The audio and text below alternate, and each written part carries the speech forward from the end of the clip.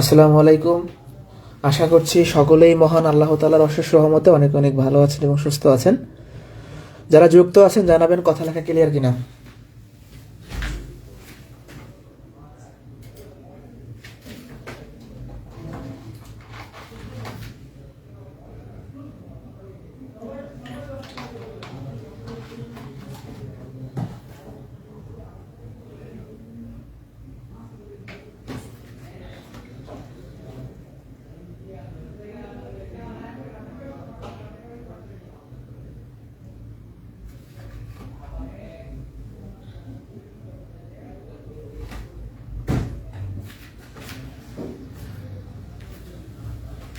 আচ্ছা, শুরু করি। তো আমরা এখন একটা নতুন চ্যাপ্টার শুরু করবো। অধ্যায়টা হচ্ছে ধারা। এখান থেকে আপনি যে চাকরি পরীক্ষায় দেন না কেন, বাংলাদেশের যে কোনো চাকরি পরীক্ষায় আপনি দেন না কেন, একটা প্রশ্ন আপনি পাবেন। ঠিক আছে, তাহলে আমরা শুরু করে দেই। আর মনে হয় অপেক্ষা করা ঠিক হবে না। একদম বেসিক সহ শিখবো। কোনো টেকনিক কোনো কিছু দরকার নেই আমাদের। একজন জাস্ট বেসিক নিয়ে আমি করাই যাব। দেখেন, আমাদের টপিকটা হচ্ছে ধারা। ধারার মধ্যে দুইটা পার্ট থাকে, সমান্তরাল গুণোত্তর। সমান্তরের দুইটা ক্লাস হবে, গুণোত্তরের একটা ক্লাস হবে। তো ধারা শেখার আগে আমরা মূলত শিখে আসবো সিকোয়েন্স, অনুক্রম। আমরা অনুক্রম শব্দটার সাথে পরিচিত না হলেও সিকোয়েন্সের সাথে সবাই পরিচিত। সিকোয়েন্সের মিনিংটা কিন্তু আমরা বুঝি। অনেক সময় বলি না এই সিকোয়েন্স অনুসারে দাঁড়াও। তাহলে সিকোয়েন্স, ক্রম, এটা একটু আমরা জানবো। কতগুলো সংখ্যা বা রাশি যদি একটা নির্দিষ্ট ক্রমে বা ধারাবাহিকভাবে সাজানো থাকে, ওই রাশি বা সংখ্যাগুলোর সেটকে বলি আমরা একটা অনুক্রম। যেমন আমি লিখলাম এবিসি, তিনটা অনুক্রম। এই তিনটা মিলে একটা যদি সেট করি এটা অনুক্রম। 1 2 3 4 5। দেখেন, পাঁচটা সংখ্যাটা নির্দিষ্ট ক্রমে সাজানো আছে, এক করে করে বৃদ্ধি পাইছে। এগুলো কি অনুক্রম। এটা মিলে অনুক্রম হইল। অর্থাৎ কতগুলো সংখ্যা বা রাশি একটা নির্দিষ্ট ক্রমে সাজানো থাকলে ওই সংখ্যা বা রাশির সেটকে বলা হয় অনুক্রম। তাহলে খেয়াল করেন, এই সংখ্যাগুলো আমরা সাজাই রাখছি। তাহলে এই সংখ্যাগুলো মিলে যে সেটটা হলো তার নাম অনুক্রম। এই অনুক্রম থেকেই মূলত ধারাটা আসছে। অনুক্রম শেখানোর উদ্দেশ্যটা হলো অনেক প্রশ্নে ধারা শব্দটা না থেকে অনুক্রম থাকতে পারে। আচ্ছা, তাহলে এখন অনুক্রম তো দেখলাম যে কতগুলো সংখ্যা রাশি নির্দিষ্ট ক্রমে সাজানো থাকলে তার সেট। এই যে অনুক্রমটা আমি লিখি 1 2 3 4 5, এই অনুক্রমের পদগুলোকে যদি আমি প্লাস চিহ্ন দ্বারা যুক্ত থাকি, এগুলো এক একটা পদ, এটা একটা পদ, এটা এটা এটা এটা এটা প্রথমে আছে, তাই নাম প্রথম পদ, শেষ পদ দ্বিতীয় তৃতীয় চতুর্থ। তাহলে এই অনুক্রমের পদগুলো যদি আমরা প্লাস চিহ্ন দ্বারা যুক্ত করি তাহলে এটা একটা ধারা তৈরি হবে। তাহলে ধারা মানে প্লাস চিহ্ন। এটা খুবই ইম্পর্টেন্ট জিনিস, সবাই লিখে রাখেন যে ধারা সবসময় প্লাস চিহ্ন হয়। এখন অনেকের মনে প্রশ্ন থাকতে পারে যে ভাই, আমরা তো ধারার অনেক কোশ্চেনে মাইনাস দেখছি। হ্যাঁ, ব্যাপারটা বুঝাই দিচ্ছি। ধারা মানে অবশ্যই প্লাস চিহ্ন দ্বারা যুক্ত থাকবে। ঠিক আছে, একটা মিনিট একটু সময় দেন।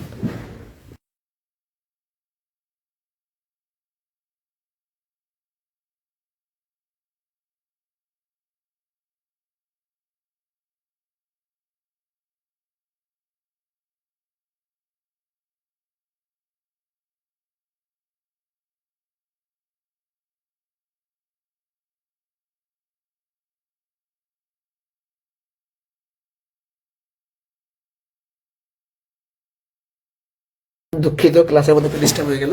যাই হোক, আমরা ছিলাম যে ধারা মানে প্লাস চিহ্ন দ্বারা যুক্ত থাকবে। যুক্ত মানে কি, যোগ হইতে হবে অবশ্যই। তাহলে মাইনাসের ব্যাপারটা ক্লিয়ার করতে চাই। আচ্ছা, এটাকে যেভাবে লিখি আমি,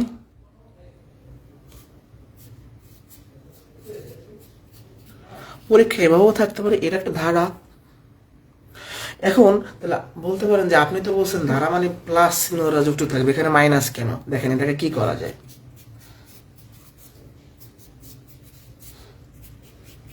করা যায় না? যায়। মাইনাসে প্লাসে মাইনাস, মাইনাসে প্লাসে মাইনাস। তাহলে দেখেন অবশ্যই প্লাস চিহ্ন মাস্ট বি আছে, উজ্জ্বল অবস্থায় আছে। তাহলে আমি যেটা বলতে চাচ্ছি, ধারা মানে মাস্ট বি প্লাস চিহ্ন। ধারা সবসময় প্লাস চিহ্ন দ্বারা হয়, তৈরি হয়। ঠিক আছে, তাহলে অনুক্রম হলো কতগুলো সংখ্যা বা রাশি নির্দিষ্ট ক্রমে সাজানো থাকলে ওই সংখ্যা বা রাশির সেট, আর ধারা হলো অনুক্রম পদগুলো প্লাস চিহ্ন দ্বারা যুক্ত থাকবে। শেষ। এরপরে আসি আমরা ধারার প্রকারভেদ। তো ধারার প্রকারভেদটা খুবই ইম্পর্টেন্ট। ধারা মূলত দুই ধরনের,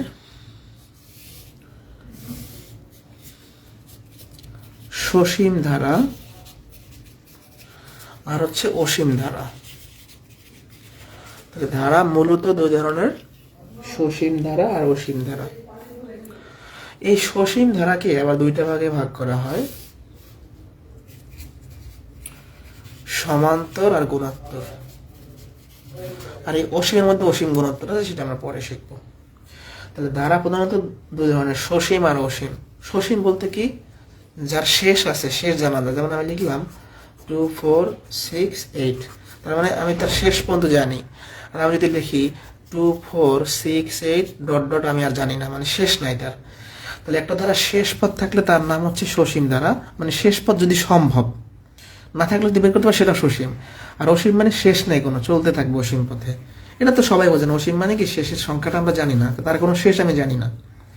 ওকে, তাহলে ধারা দুই ধরনের, সসীম আর অসীম। সসীম মানে শেষের সংখ্যাটা আমরা জানি, অসীম মানে জানি না। এবার সমান্তর গুণোত্তরে আসি। মূলত আমাদের যেটা জানতে হবে, মূলত আমাদের যেটা শিখতে হবে, সমান্তর গুণোত্তর নিয়ে আলোচনা করব। তো সমান্তর ধারাটা হলো, এটাকে যদি ভাঙেন, এই শব্দটাকে ভাঙেন, সমান্তরটাকে আমি ভেঙে ফেলি। সমান্তর তার মানে সম অন্তর। সম মানে হচ্ছে সমান, অন্তর মানে বিয়োগ। তার মানে যে ধারার মধ্যে বিয়োগের রিলেশন আছে, বিয়োগের সম্পর্ক, সংক্ষেপে, একদম সংক্ষেপে পড়াশোনা করবো আমরা, বিয়োগের সম্পর্ক। কিভাবে বিয়োগের সম্পর্ক একটা আমরা সমান্তর ধারা দেখি। 2 4 6 8 এরকম করে করে ধরেন 32 পর্যন্ত আছে। তো এখন সমান্তর ধারা বলতে কি বোঝায়, যে ধারার কোনো পদ থেকে কোনো পদকে তার পরবর্তী পদ থেকে বিয়োগ করলে বিয়োগফল সবসময় একই সংখ্যা আসবে। দেখেন, 4 থেকে 2 বিয়োগ করেন, কত হয়? 2 হয়। 6 থেকে 4 বিয়োগ করেন, 2 হয়। 8 থেকে 6 বিয়োগ করেন, 2 হয়। সমান্তর মানে কি, দেখেন সমান বিয়োগফল পাচ্ছি, সমান বিয়োগফল পাচ্ছি। অর্থাৎ পাশাপাশি দুইটা পদের পার্থক্য সেম, এখানে পার্থক্য 2, এখানে পার্থক্য 2, এখানে পার্থক্য 2। তাহলে যে ধারায় বিয়োগের সম্পর্ক, তার মানে যেখানে বিয়োগ করে করে আমরা সমান সংখ্যা পাই, বা সংক্ষেপে যদি বলি পাশাপাশি দুইটা পদের পার্থক্য সেম, তাহলে সেটা কি সমান্তর ধারা। ক্লিয়ার? তাহলে সমান্তর মানে অন্তর মানে বিয়োগের সম্পর্ক, আর গুণোত্তর মানে কি, গুণ করে বৃদ্ধি পাবে। 2 4 8 16 এরকম ধরনের আরো দিকে আছে, এগুলো গুণোত্তর ধারা। তো গুণোত্তর ধারা মানে গুণের সম্পর্ক, গুণ করে করে বৃদ্ধি পাচ্ছে। এবার এটাকে আমরা ভাগের সম্পর্কে জানবো। ভাগের সম্পর্ক কিভাবে? ভাগের সম্পর্ক, দুইটা পদের ভাগফল বা অনুপাত সবসময় সেম হবে। ভাগফল অনুপাত একই কথা। দেখেন, 4 দিয়ে 2 কে ভাগ করেন 2, 8 দিয়ে 4 কে ভাগ করেন 2, 16 দিয়ে 8 কে ভাগ করেন 2। তাহলে এখানে আমরা ভাগ করে করে একই সংখ্যা পাচ্ছি। দেখেন, 4 থেকে 2 বিয়োগ করতাম 2 হইতো, বাট 8 থেকে 4 বিয়োগ করলে কিন্তু 2 হয় না। তাহলে এখানে বিয়োগের সম্পর্ক হচ্ছে না, তাহলে এটা গুণোত্তর ধারা। ফাইনাল কথা, যেখানে আমরা বিয়োগ করে করে সমান সংখ্যা পাবো সেটা সমান্তর ধারা, যেখানে ভাগ করে করে সমান সংখ্যা পাবো সেটা গুণোত্তর ধারা। একদম লাউড অ্যান্ড ক্লিয়ার, সহজ। আবারও বলছি, বিয়োগ করে করে সেম জিনিস পাবো সমান্তর, ভাগ করে করে সেম জিনিস পাবো গুণোত্তর। গুণও কেন বলা হয়? এই 2 এর ডাবল 4, 4 এর ডাবল 8 এরকম করে হচ্ছে, গুণ করে করে 2 গুণ 4 8, 8 গুণ 4 এরকম করে আমরা মানে বলতে পারি। অর্থাৎ একসাথে 2 গুণ করলে 4 হয়, একসাথে 2 গুণ করলে 8 হয়, একসাথে 2 গুণ করলে 16, এরকম। বাট গণনাটা এরকম করে বুঝতে হবে আমাদের। তাহলে সমান্তর মানে বিয়োগের সম্পর্ক, গুণোত্তর মানে ভাগের সম্পর্ক। এটা কেন লাগবে?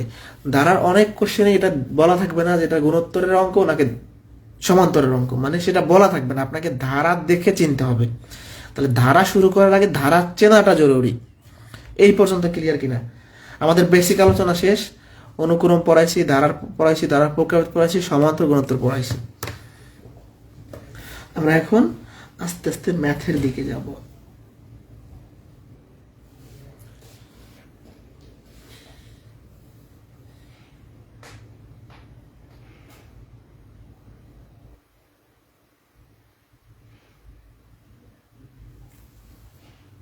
কোনো সমস্যা দেওয়ার কথা না, এখানে কঠিন কিছু শিখেনি। তারপর প্রবলেম হলে আমাকে বলবেন। আচ্ছা, আমি প্রথমে যে বিষয়গুলো দেখাবো এগুলো পরীক্ষাতে আসবে না, অর্থাৎ সাধারণ অন্তর, পদ সংখ্যা বের করা পরীক্ষায় আসবে না। বাট আপনি যখন ম্যাথ করতে যাবেন এই সাধারণ অন্তর বের করতে হবে, পদ সংখ্যা বের করতে হবে, ঠিক আছে? তাহলে আমরা এখন কি করব, চেষ্টা করব সাধারণ অন্তর আর পদ সংখ্যা বের করার। এটা খুবই ইম্পর্টেন্ট আমাদের। সমান্তর দ্বারা বোঝেন না এখনো। সমান্তর মানে সমান্তর, বিয়োগ করে একেবারে একই সংখ্যা পাচ্ছেন। এ দুটোর বিয়োগফল কত? 2। এ দুটোর বিয়োগফল কত? 2। তাহলে বিয়োগ করে করে একই সংখ্যা পেলে তার নাম সমান্তর, ঠিক আছে? ওকে, এবার দেখেন, এবার আমরা যেটা করব সাধারণ অন্তর বের করা শিখব। সমান্তর দ্বারায় হয় সাধারণ অন্তর আর গুণোত্তরে হয় সাধারণ অনুপাত। যে কোনো সমান্তর দ্বারা সাধারণ অন্তর বের করার জন্য সবসময় দ্বিতীয় পদ থেকে প্রথম পদ বিয়োগ করব। তোমার এখানে একটা সমান্তর দ্বারা আছে, সাধারণ অন্তর চাইছে, কি করব আমরা? সবসময় দ্বিতীয় পদ থেকে প্রথম পদ বিয়োগ করব। আসলে সাধারণ অন্তর কোনটা? সাধারণ মানে কি? কমন, কমন বিয়োগফল। এটা 2 2 2, তাহলে এটা সাধারণ অন্তর হচ্ছে 2। তাহলে সাধারণ অন্তর বের করার জন্য কি করতে হয়? সবসময় দ্বিতীয় পদ থেকে প্রথম পদ বিয়োগ করতে হয়। 4 হচ্ছে এই দ্বারা সাধারণ অন্তর, ঠিক আছে? এই সমান্তর দ্বারা পদ সংখ্যা বের করা খুবই ইম্পর্টেন্ট। একটা সমান্তর দ্বারায় পদ সংখ্যা বলতে কি বোঝায়? এখানে কতটি পদ আছে, কতগুলা সংখ্যা আছে, এটা বের করার জন্য সূত্র কি? শেষ পদ থেকে প্রথম পদ বিয়োগ করতে হয় আর সাধারণ অন্তর দ্বারা ভাগ করে 1 যোগ করতে হয়। যেমন এই ধারাটার পদ সংখ্যা কত আমরা কিভাবে বের করব? শেষ পদ মাইনাস প্রথম পদ। শেষের পদটা 31, প্রথম পদটা 1। সাধারণ অন্তর কত এখানে? এই 3 থেকে 1 বিয়োগ করেন 2। সাধারণ অন্তর 2 যোগ 1, তাহলে উপরে থাকে হচ্ছে 30/2 15, আর এখানে 16টা। তাহলে এখানে 16টা পদ আছে। ক্লিয়ার? এবার এটাই আসি।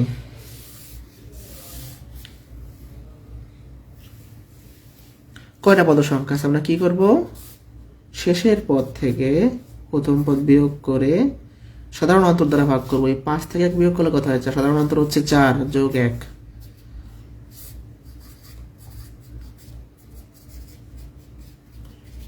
এটা হচ্ছে অ্যান্সার। 21টা পদ। তাহলে আমরা এখন সাধারণ অন্তর আর পদ সংখ্যা বের করতে পারি, তাই না? কোনো কোশ্চেন থাকলে করবেন।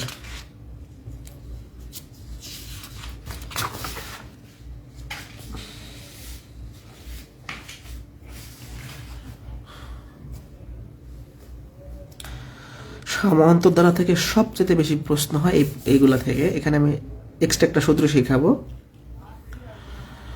যদি সমান্তর ধারার ক্ষেত্রে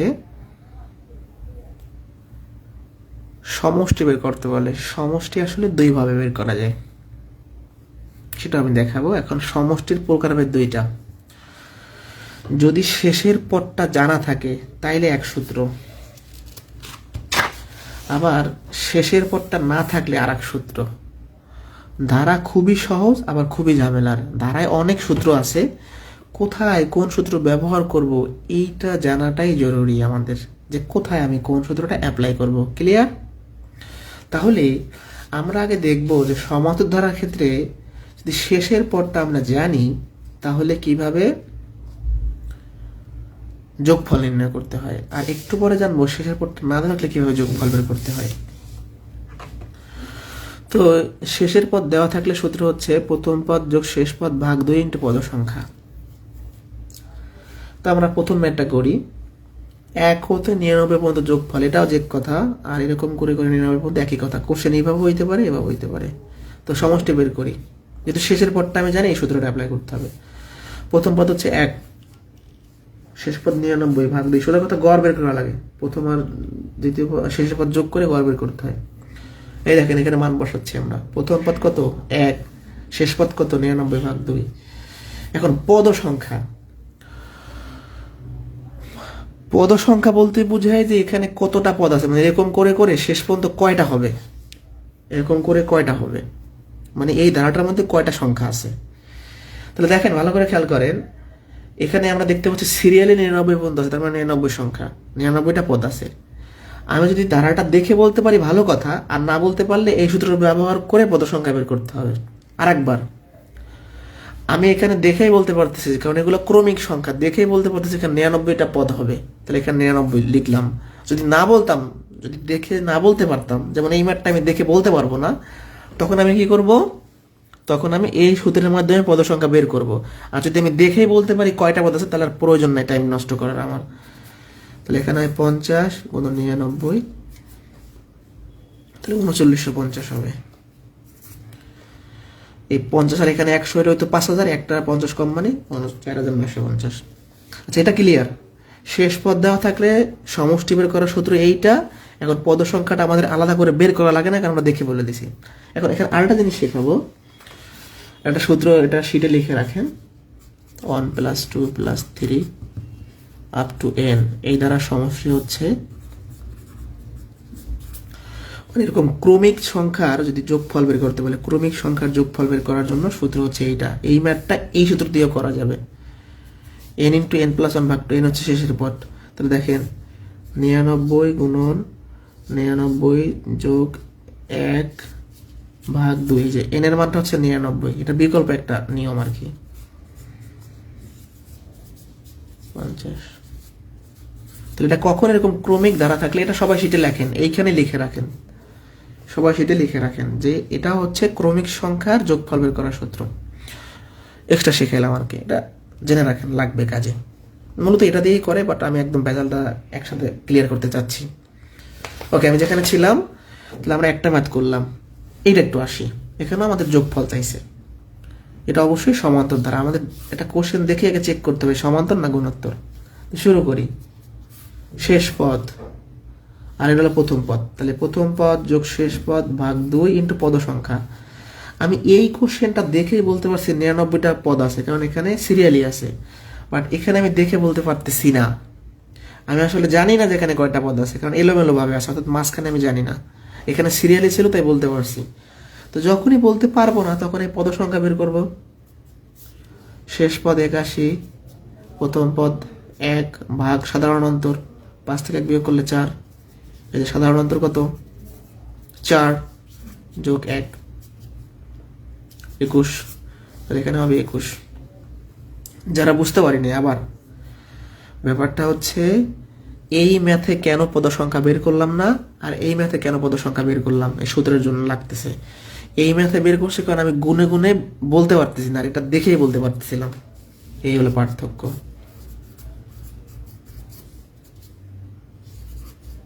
x 16 আর 21 গুণ করলে যা হয় সেটা হচ্ছে আনসার, গুণ করে নেবেন। তাহলে এই পর্যন্ত কারো কোনো প্রবলেম আছে কিনা বলেন, প্রবলেম না থাকলে আমরা সামনে যাব।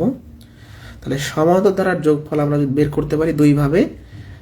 শেষ পদ দেওয়া থাকলে আমরা এই সূত্রের মাধ্যমে বের করব, প্রথম পদ যোগ শেষ পদ ভাগ 2 ইন্টু পদ সংখ্যা। আর শেষ পদ না থাকলে সামনে সূত্র আছে। এই পর্যন্ত কারো কোনো প্রবলেম আছে কিনা?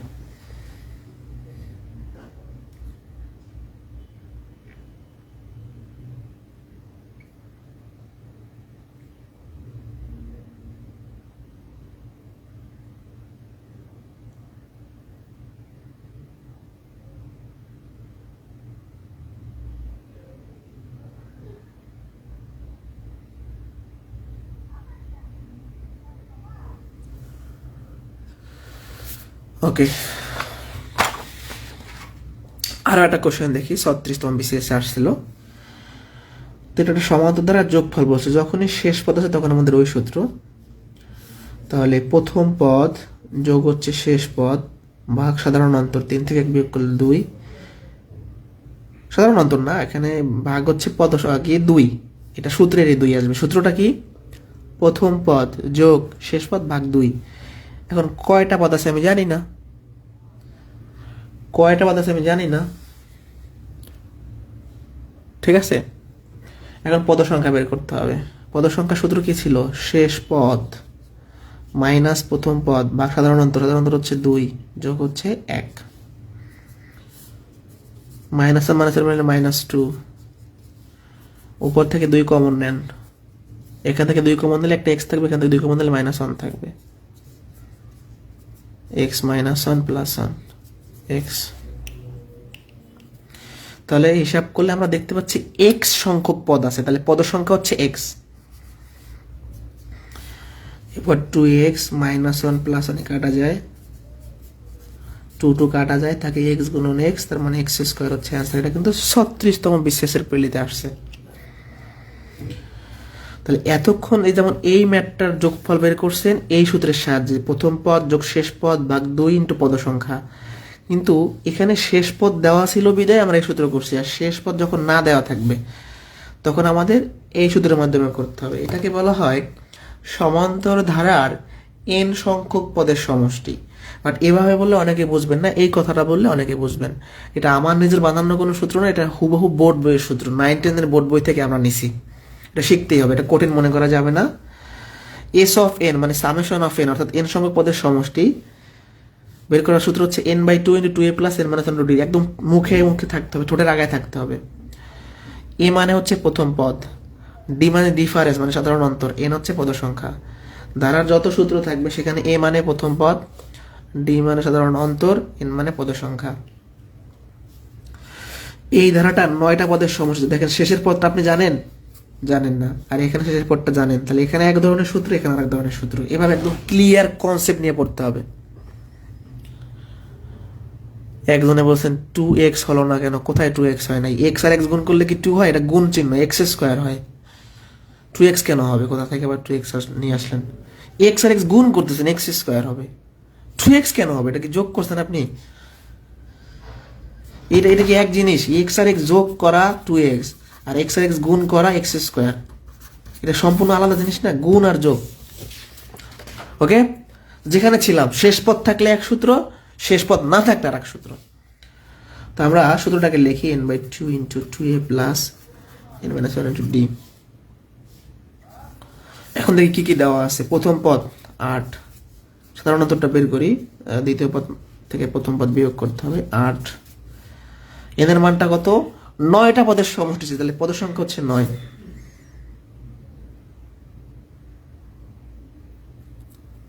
ঠিক আছে, ওকে।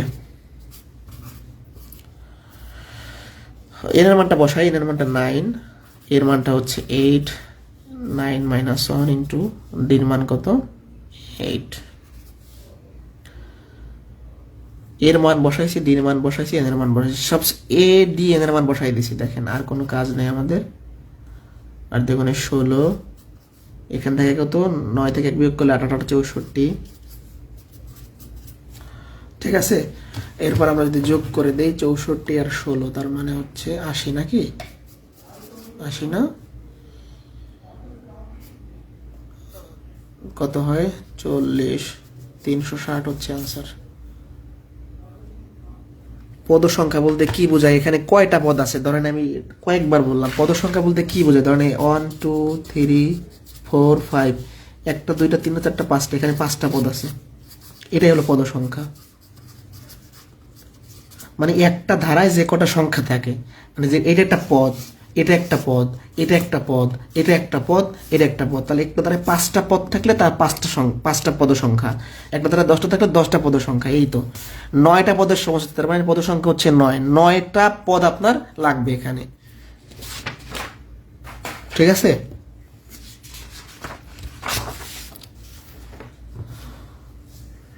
একজন লিখছেন ভগ্নাংশ বের করবো কিভাবে? কোন ক্লাসের মধ্যে কোন ক্লাস নিয়েছেন? এটা ধারা ক্লাস, আপনি অন্য ব্যাচে ক্লাস করছেন, সেটা অন্য ব্যাচের বিষয়। যখন যে টপিক পড়াবো সেটা পড়ানো অবস্থায় অন্য চ্যাপ্টার অন্য কিছু নিয়ে আসলে হয় বলেন?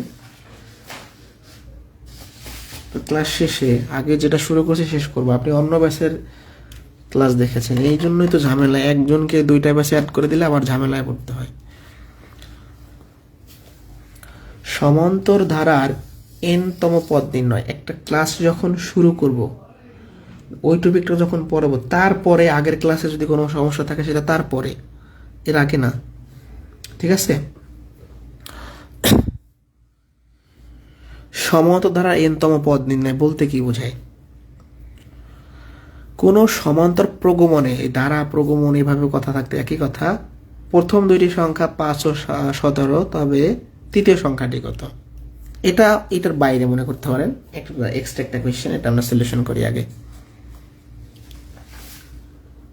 একজন লিখছেন 1/13, 1/, এগুলাকে নর্মাল ভাগ করতে হবে। আমি গত ক্লাসে ক্লিয়ার করে দিছি, এগুলা যেটা সম্ভব সেটা বলে দিছি। এগুলা এইভাবে নর্মাল ভাগ করতে হবে 13 দিয়ে। আচ্ছা 18-তে আসেন। কোন সমান্তর প্রগমনে প্রথম দুইটি সংখ্যা 5 ও 17, তৃতীয় সংখ্যাটি কত? তো একটা ধারা, প্রথম হচ্ছে 5, পরে হচ্ছে 17, পরেরটা আমরা জানি না, এটা বের করব। কিভাবে বের করতে পারি? তো জন্য আমরা সাধারণ অন্তর বের করব। সাধারণ অন্তর কত এই ধারাটার? 12। দেখেন 5 আর 17 ডিফারেন্স বড়, মানে 5 থেকে 12 বৃদ্ধি পেয়ে 17 হচ্ছে, তাহলে 17 থেকে 12 বৃদ্ধি পেয়ে যা হবে সেটাই হচ্ছে অ্যান্সার। তাহলে এই যে সাধারণ অন্তরের সাথে দ্বিতীয় পদটা যোগ করেন, তাই না? 29, তাহলে এটা হবে 29। তাহলে ব্যাপারটা কি, আমাদের প্রথম দুইটা পদ একদম সহজ একটা অঙ্ক, প্রথম পদ আর দ্বিতীয় পদ দিয়া তৃতীয় পদ চাইছে, প্রথম পদ আর দ্বিতীয় পদ দিয়া তৃতীয় পদ চাইছে। তাহলে আমরা কি করব?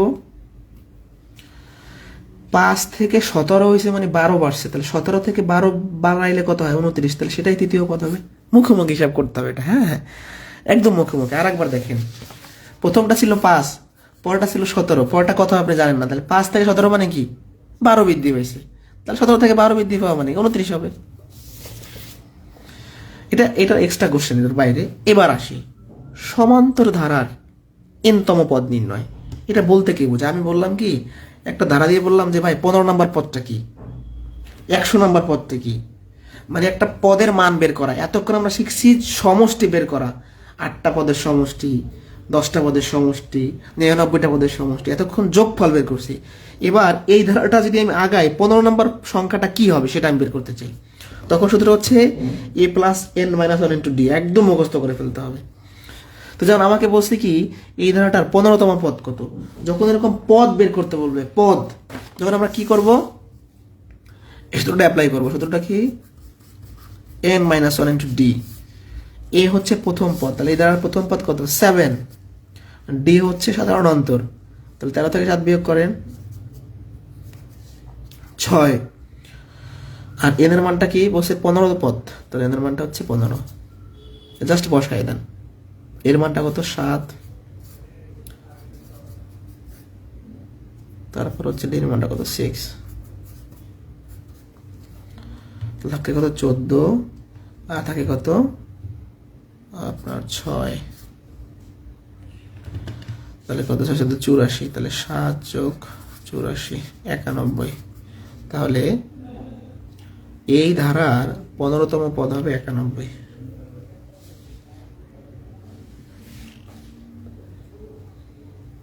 ঠিক আছে, মানে আমরা যদি ধারাটা সামনে আগায় নিয়ে যাই, 15 নম্বর পদটা হবে 91। সেটাই আমাকে বোঝানো আছে, পদ বের করা। পদ, সমতা দ্বারা পদ বের করা সূত্র একটা, বা গুণোত্তরের হচ্ছে আরেকটা।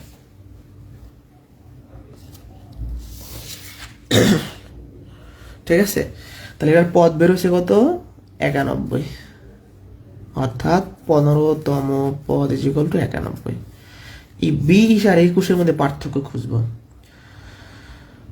এই ধারাটার কোন পদ 301?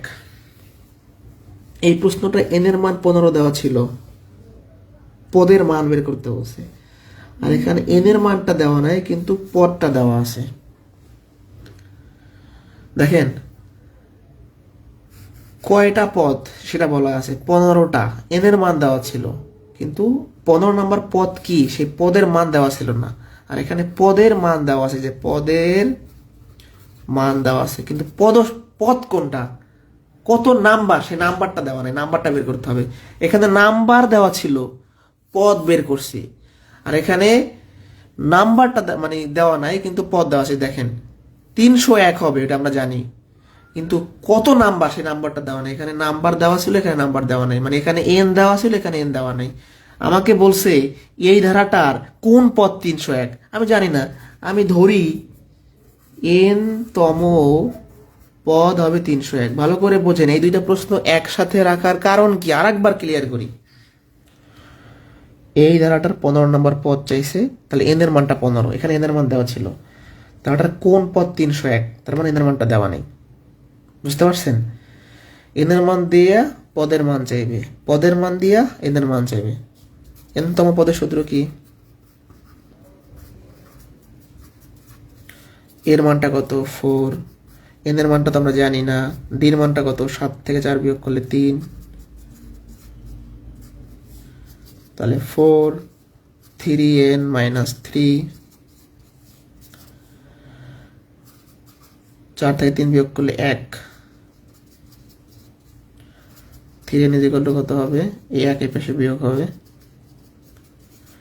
তাহলে এন এর মানটা কত হবে? 300 কে 3 দ্বারা ভাগ করলে 100, তাহলে এই ধারাটার 100তম পদ হবে 301, এন এর মানটা হবে 100, এটাই হচ্ছে অ্যান্সার। এই দুইটা বিষয় আমাদের খুব ক্লিয়ারলি বুঝতে হবে, দুইটা ম্যাথের পার্থক্য বুঝতে হবে। ধারা খুবই সহজ, কিন্তু সূত্র মনে রাখাটা টাফ। এই কোশ্চেনে এন এর মান ছিল 15, আর এই এন এর মানটাই আমাদের বের করতে হবে।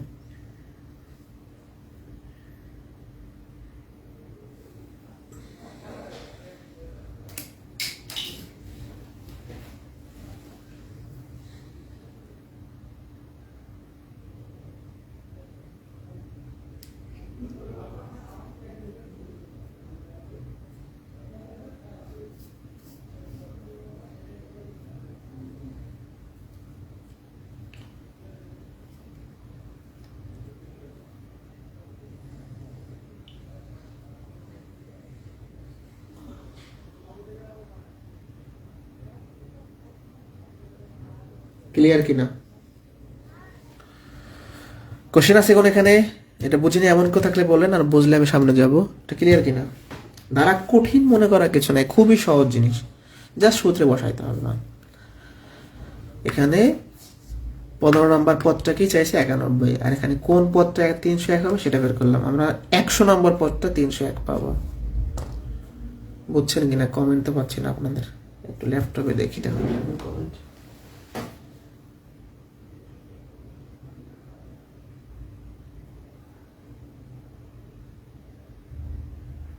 ক্লাস শেষে আবার সামারি করবো আছে কি কি পড়াইছে, ঠিক আছে? কমেন্ট আসে না, দেখছেন আপনারা সবাই কমেন্ট করছেন। আচ্ছা, আজকে আর বেশি করাবো না। সমাধান দ্বারা একদিনে শেষ করা যায়, কিন্তু একদিনে শেষ করলে যেটা হবে যে আপনাদের মাথা উলে যাবে, এত সূত্র। নেক্সট কোশ্চেনটা দেখেন, প্রাইমারিতে আসছিল।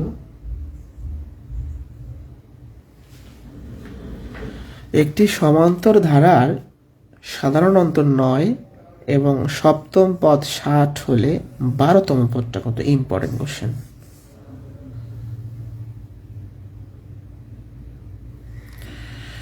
একটা সমান্তর ধারার সাধারণ অন্তর 9 এবং সপ্তম পদ 60 হলে 12তম পদ কতটি? তো একটু ভালো করে খেয়াল করেন, প্রশ্নটা একটু ভালো করে বোঝেন, এরকম প্রশ্ন আসতে পারে। ডির মান দেওয়া আছে, সপ্তম পদ দেওয়া আছে, 12তম পদ চাইছে। আচ্ছা, আমি একদম শেষ চলে যাই। আমরা জানি যে n-তম পদ is equal to a plus n minus 1 into D, ঠিক আছে? এটা হলো n-তম পদ বের করার সূত্র। এখন আমি যদি 12তম পদ বের করতে যাই, আমার a লাগবে, আমি কিন্তু জানি না। আমার n এর মানটা আমি জানি, এখানে 12তম পদ মানে n এর মানটা 12 হবে জানি, আমি d এর মানটাও জানি, শুধু এর মানটা জানি না। দেখেন, একটা মেথড শেষ দিয়ে শুরু করবেন। 12তম পদ চাইছে, তার মানে n-তম পদের সূত্র ব্যবহার করতে হবে। এর মান লাগবে, n এর মান লাগবে, d এর মান লাগবে। এর মান আমি জানি না, বাট n এর মান আমি জানি 12, d এর মান আমি জানি 9। তাহলে এখন এর মানটা বের করলে হচ্ছে। আমি এর মানটা কোথায় পাবো? দেখেন, কোশ্চেনে সপ্তম পদ দেওয়া আছে, তাহলে আমরা জানি যে n-তম পদ is equal to a plus n minus 1 into D, এটা আমরা জানি। তাহলে সপ্তম পদ যদি হয়, এর মানটা আমরা জানি না, এদের মানটা কত হবে? 7 হবে, আর ডির মানটা 9 দেওয়া আছে। তাহলে সপ্তম পদ কত হবে? a প্লাস 8 নং 72 না, এখানে থাকে হচ্ছে 6 নং 54। এই দেখেন, 7 থেকে বিয়োগ করলে 6 নং 54, এটা হলো সপ্তম পদ। এখন দেখেন, এটাও সপ্তম পদ 54, এটাও সপ্তম পদ দেওয়া আছে। এই যে সপ্তম পদের মানটা 60 দেওয়া আছে, সপ্তম পদ কোশ্চেনটা দেওয়া ছিল, আমি নিজেরটা বের করছি। এর মানটা কত হবে? যারা প্রথম পদ হবে 6, যারা বুঝি নাই আমি প্রথম থেকে ক্লিয়ার করছি। 12তম পদ বের করবো মানে এই সূত্রটা লাগবে, এর মান লাগবে, n এর মান লাগবে, d এর মান লাগবে। এর মানটা কোশ্চেনে কোথাও দেওয়া নাই, ধারাই দেওয়া নাই, এর মান কই থেকে আসবে? n এর মানটা দেওয়া আছে 12, ডির মানটা দেওয়া আছে 9, তাহলে এর মানটা না, এর মানটা এখান থেকে বের করতে হবে। কিভাবে বের করব? প্রশ্নে সপ্তম পদ দেওয়া আছে, আমি নিজে সপ্তম পদ বের করব। এখানে এদের মান 7 বসাবো, ডির মানটা দেওয়াই আছে। তাহলে এটা হলো সপ্তম পদ, a + 54, এটাও সপ্তম পদ, এটাও সপ্তম পদ, সমান লেখা আছে। এখান থেকে এর মানটা বের করে বসাই দেবো জাস্ট। এখন এর মান কত হবে? 12তম পদ যদি বের করি, এর মান কত হবে? 6, এদের মান হবে 12 মাইনাস, ডির মান কত হবে? 9।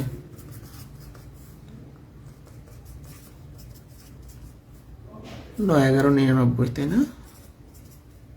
105, তাহলে অ্যান্সার হবে 105, অর্থাৎ 12তম পদ হচ্ছে 105। ঠিক আছে? তাহলে এই ছিল সমান্তর দ্বারা প্রথম ক্লাস। আগামী ক্লাসে আমরা আর কিছু বড় অঙ্ক, বিসিএস এর বড় অঙ্ক আছে, সেই অঙ্কগুলো দেখাবো এবং বর্গ এবং গণের সমষ্টির দ্বারা দেখাবো। ঠিক আছে? একজন কোশ্চেন করছেন গত ক্লাসে কি করেছে, আসলে অন্য একটা ব্যাচে ক্লাস করেছি তো, তাকে আবার এই ব্যাচে অ্যাড করছে, সে কোথায় কমেন্ট করতেছে তো বুঝতেছে না। যে গত ক্লাসে শিখেছিলাম তাদেরকে এখান থেকে আমরা ভাগটা কিভাবে করতে পারবো। এখানে 25 গুণ করলে, এখানে 25 গুণ করলে 100 হয়, তখন আমরা লিখি, উপরের সংখ্যাটা লিখি, 2 ঘর আগে দশমিক দিই। এখন তার কোশ্চেন হলো যে 1/13 থাকলে, 1/13 থাকলে তো আসলে এই নিয়মে করা যাবে না, যেটাকে 100 বানানো সম্ভব সেই নিয়মে, 1/13 তাহলে এই নিয়মে করতে হবে, অর্থাৎ 13 দিয়ে 1কে ভাগ করতে হবে। ঠিক আছে? তখন মানে সহজ কথাটা হলো এটা সম্ভব যখন 100 বানানো যাবে, আর না গেলে তখন নর্মাল যে ভাগের নিয়ম, সেই ভাগের নিয়মে করতে হবে। এটা সহজ জিনিস। ঠিক আছে? নর্মাল যেভাবে ভাগ করে সেভাবে করতে হবে, কিন্তু এটা একটা স্পেশাল কেস, এটা একটা স্পেশাল কেস, বুঝতে পারছি? ওকে, ঠিক আছে। তাহলে ধারার মধ্যে অন্য জিনিস নিয়ে আসলাম। ধারা খুবই সহজ, 3টা ক্লাস করলে ধারার কখনোই ঝামেলা হবে না। আমি যদি এই 3টা ক্লাস ভালোভাবে করাই দিই, আপনাদের যে কোনো বই থেকে আপনারা প্র্যাকটিস করেন, পারবেন ইনশাল্লাহ। ঠিক আছে?